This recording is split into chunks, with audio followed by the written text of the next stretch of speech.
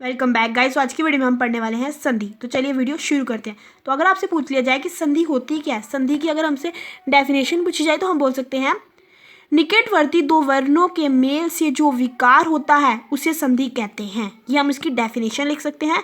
इसका मतलब मैं आपको बताऊंगी, बट पहले आप डेफिनेशन देख लीजिए। आप स्क्रीनशॉट ले सकते हैं इसका। संधि विच्छेद क्या होता है? दो वर्णों के मेल से बने नए शब्दों को वापस पहली वाली स्थिति में लाना संधि विच्छेद कहलाता है। तो डेफिनेशन देख ली है। आइए अब इसकी हम समझते हैं कि संधि होता क्या है और संधि विच्छेद होता क्या है। देखो, संधि जो है हम कह सकते हैं, संधि जो है वो क्या होता है? संधि होता है कि दो, उन्होंने बोला कि दो जो निकटवर्ती दो वर्ण, निकटवर्ती जैसे कि हम एक शब्द ले लेते हैं हिम और दूसरा शब्द ले लेते हैं हम आल्य। ठीक है, तो बोलते हैं जब दो शब्दों को हम जोड़ते हैं, अब इसका जो दोनों के जो ये एक शब्द और एक शब्द ये है, इनका निकटवर्ती वर्ण मतलब इन दोनों में कौन सा वर्ण सबसे पास है, तो यहाँ पे म और यहाँ पे आ दोनों के पास पास, मतलब ये सबसे दो क्लोजेस्ट शब्द है, दोनों वर्ण है एक दूसरे शब्द में से। ठीक है, हमने इस शब्द में से और इस शब्द में से देखना है कि दोनों कौन से पास पास वाले हैं। तो म और अ, तो हमने बोला कि उन्होंने बोला कि जब ये दो शब्द होते हैं जो निकटवर्ती वर्ण होते हैं, जब हम इनको मेल करते हैं, इनको जोड़ के एक नया शब्द बनाते हैं और जो इनमें चेंज आता है उसे हम संधि कहेंगे। अब जब हम म जो है और म और आ को जो प्लस करेंगे तो एक चेंज बनाएंगे इसमें, और उसे जो नया शब्द बनेगा उधर जो इधर परिवर्तन आएगा उसे हम संधि कहेंगे। अब देखो, जैसे मैं बोलूँ इसको जोड़ के बनता है हिमालय। ठीक है, तो जो हिमालय बना वो कैसे बना? इन दोनों को जोड़ के। ठीक है, तो ये हमारा संधि हो गया। अब देखो म किससे बनता है? म बनता है म आधा म और अ से। ठीक है, ये हमारा पूरा म ऐसे बनता है, जिसमें मतलब कि सबसे क्लोजेस्ट क्या हुआ? अ हुआ। तो एक वन ये आ गया और एक वन ये आया। इट मीन्स जब हमने अ और आ का कॉम्बिनेशन किया, इन दोनों को जोड़ा, तो हमारा बन गया आ, जिसकी मात्रा हमने इस टाइप की लिख ली।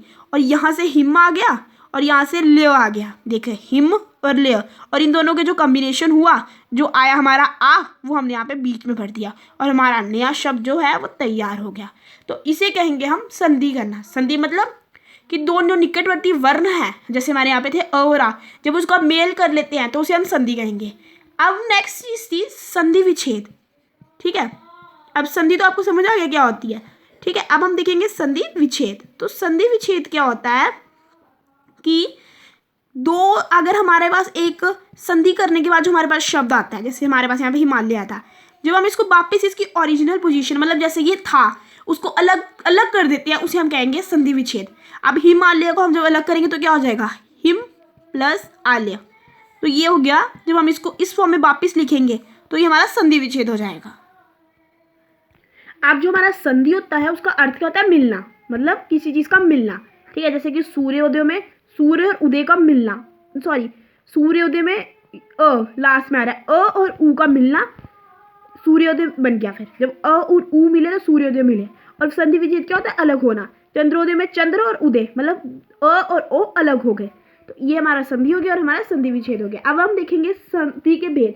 संधि जो है उसके तीन भेद होते हैं: स्वर संधि, व्यंजन संधि और विसर्ग संधि। स्वर संधि क्या होता है? स्वर संधि होती है कि जब हम कोई दो स्वर, कोई भी दो स्वर जब होंगे, जब उनकी संधि हो रही होगी। जैसे कि अगर आपने देखो, एग्जाम्पल मैं यहीं से दे देती हूँ, सूर्य प्लस उदय, तो यहाँ पे सूर्य उदय की संधि हो रही है। अब जो ये सूर्य उदय है, ये सूर्य उदय में अ और उ की संधि हो रही है। अब आप बोलोगे लास्ट में तो यहाँ पे ये है, तो मैं आपको पहले ही बता चुकी हूँ। जैसे कि यहाँ पे था हमारा सूर्य प्लस उदय। ठीक है, अब यहाँ पे लास्ट में क्या आ रहा है? सूर्य ओ की आवाज आ रही है। य कैसे बनता है? आधा य प्लस हलंत, हलंत का मतलब आधा हो गया, य और अ, तो लास्ट में अ आ रहा है और यहाँ पे उ आ रहा है। तो जब दो स्वरों को हम मिला देते हैं तब जो वो संधि होती है वो हमारी स्वर संधि कहलाती है। ठीक है, व्यंजन संधि क्या होगी हमारी? व्यंजन संधि हो गई, देखो यहाँ पे व्यंजन संधि क्या होगी कि जहाँ पे एक स्वर और व्यंजन की संधि हो रही हो, या फिर व्यंजन व्यंजन की संधि हो रही हो। ठीक है, अब स्वर और व्यंजन की भी हो सकती है, व्यंजन या दोनों व्यंजन की भी हो सकती है। अब जैसे कि हम करें सम प्लस मान। अब जो ये शब्द है हमारा, ठीक है, अब ये जो सम मान है इसमें आधा मुंह आ रहा है, हलंत है। इट मीन्स यहाँ पे वर्ण आ रहा है, म आ रहा है। ठीक है, और यहाँ पे भी म आ रहा है, स्टार्टिंग में म ऐसे बनता है, तो यहाँ पे तो वो म आ रहा है। इट मीन्स यहाँ पे दोनों व्यंजनों की संधि हो रही है, तो यहाँ पे जो बनेगा हमारा शब्द वो हमारा व्यंजन संधि होगी। यहाँ पे जब म और हम म को करेंगे, आधा म और पूरे म को जब हम करेंगे तो यहाँ हमारी व्यंजन की संधि आएगी। तो हमें स्वर संधि और व्यंजन संधि हमने समझ ली। तीसरी क्या है हमारी? विसर्ग संधि। विसर्ग संधि मतलब कोई भी हमारा वर्ण होगा उसके आगे विसर्ग चिन्ह होगा और फिर से वर्ण होगा, मतलब जैसे कोई भी समय हम कोई भी वर्ण होगा हमारा, ठीक है, और उसके आगे जो है हमारा स्वर या व्यंजन में से कोई भी हो सकता है, उसके साथ होगा हमारा विसर्ग चिन्ह। उसके बाद जब हम उसमें ऐड करेंगे तो हम कोई भी स्वर या व्यंजन ऐड कर सकते हैं। वहाँ पे भी इस टाइप की संधि होती है, वो हमारी विसर्ग संधि कहलाएगी। क्या कहलाएगी? हमारी विसर्ग संधि कहलाएगी। ठीक है, अब विसर्ग संधि के हम एक एग्जाम्पल देखें, अगर नीरस, नी और रस, जब इसे आप प्लस करें तो अगर आप देखो यहाँ पे क्या है, नी मतलब ये इसके साथ आ रहा है, तो अगर आप देखो यहाँ पे आपके दो बिंदु भी लगे हुए हैं, तो यहाँ पे हमारी विसर्ग संधि होगी। जहाँ पे भी आपको ये दो दिख जाए आपने समझ लेना यहाँ पे विसर्ग संधि हो रही है। अब हम पढ़ते हैं स्वर संधि के बारे में। तो स्वर संधि के भी आगे भेद होते हैं। स्वर संधि जो हमारे 5 भागों में डिवाइड है, गुण, यन, अयादि, वृद्धि, दीर्घ। ठीक है, गुण, यन, अयादि, वृद्धि और दीर्घ, तो ये सब स्वर संधि के भेद है। अब हम देखेंगे कि अगर हमें स्वर संधि के भेदों की पहचान की, हम कैसे पहचान सकते हैं कि कौन सी स्वर संधि हो रही है। यहाँ पे गुण स्वर संधि है, यन स्वर संधि है, अयादि स्वर संधि है, वृद्धि स्वर संधि है, यहाँ दीर्घ स्वर संधि है। तो उसके लिए आपको पहले स्वर पद होना चाहिए, ओ, आ, ई, उ, री, ए, ओ, उ। तो जैसे मैंने डिवाइड किया वैसे डिवाइड कर लेना है। ओ और आ को एक सेक्शन में, ई, उ, री को एक सेक्शन में, ए, ओ को एक सेक्शन में।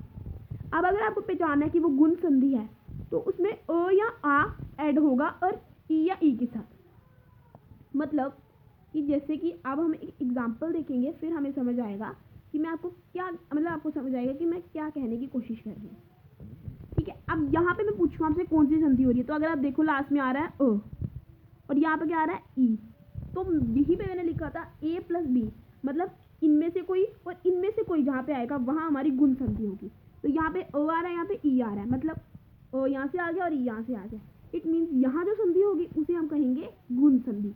तो गुण संधि आपको क्लियर हो चुका होगा गुण संधि होती क्या है। चलिए आगे वैसे ही देखेंगे, ए प्लस सी मतलब वृद्धि संधि वहाँ होगी जहाँ पे अ या आ के साथ इनमें से कोई भी प्लस हो रहा होगा। ठीक है, वहाँ कौन सी संधि होगी हमारी वहाँ पे वृद्धि संधि होगी। ठीक है, अब अगर आपको बी और कोई भी स्वर वहाँ पे ऐड हो रहा होगा, कोई भी स्वर होना चाहिए, वहाँ पे यन संधि होगी। यन संधि मतलब इनमें से कोई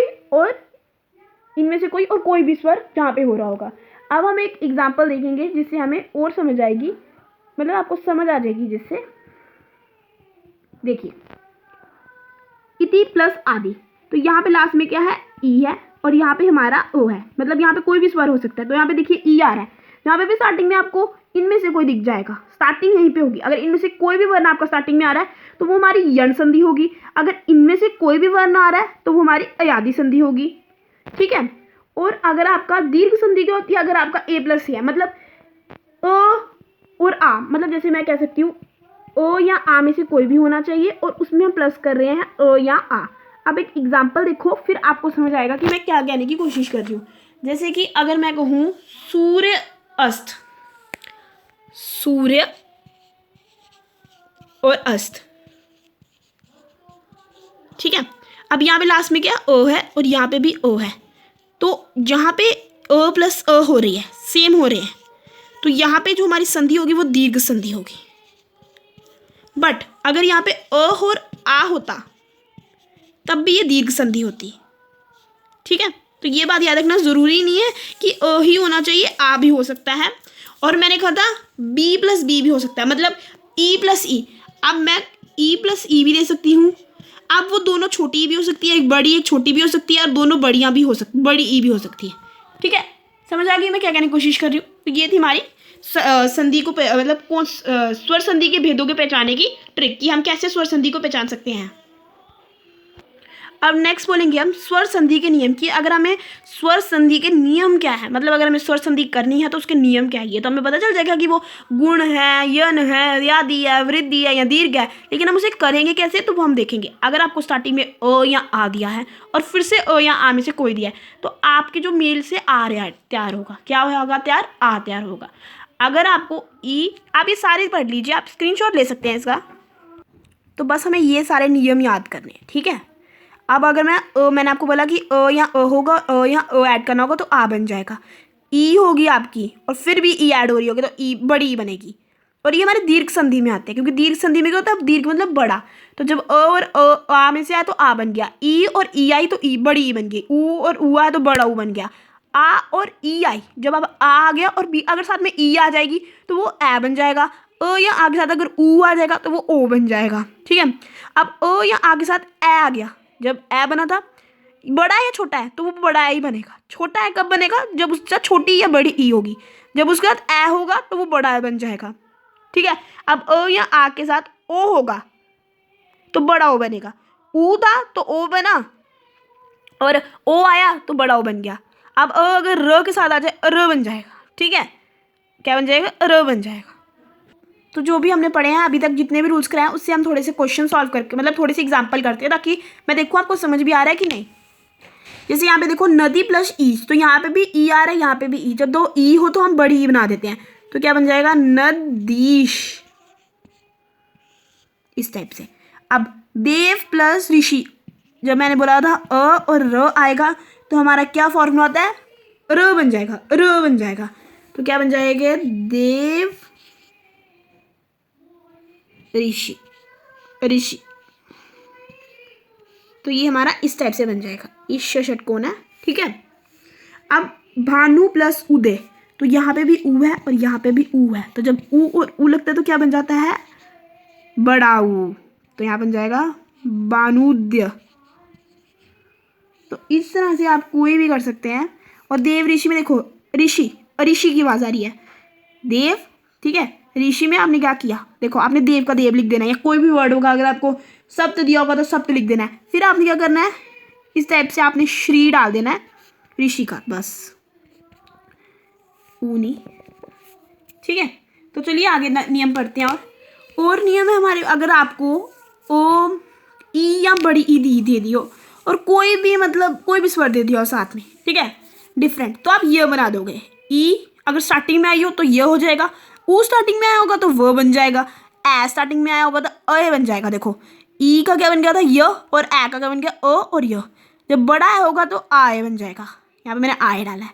ओ, ओ जब लिखा होगा तो आप क्या बन जाएगा, देखो ऊ में क्या बनता था व, तो अ में बन जाएगा, अ के साथ व लगा देंगे। ठीक है, अब जब आपको र डाला हुआ है, र लिखा होगा तो कोई भी स्वर होगा उसका आप र बना दोगे, क्या बना दोगे, र बना दोगे। अगर आपको ओ दिया होगा और ऊ दिया होगा तो ओ का ऊ का क्या बनता है, व बनता है ना, ऊ स्टार्टिंग में हो जब व बन जाता है, तो यहाँ पे आप लास्ट में तो व बना दोगे और ओ का आ लिख के वू आवू लिख दोगे बस।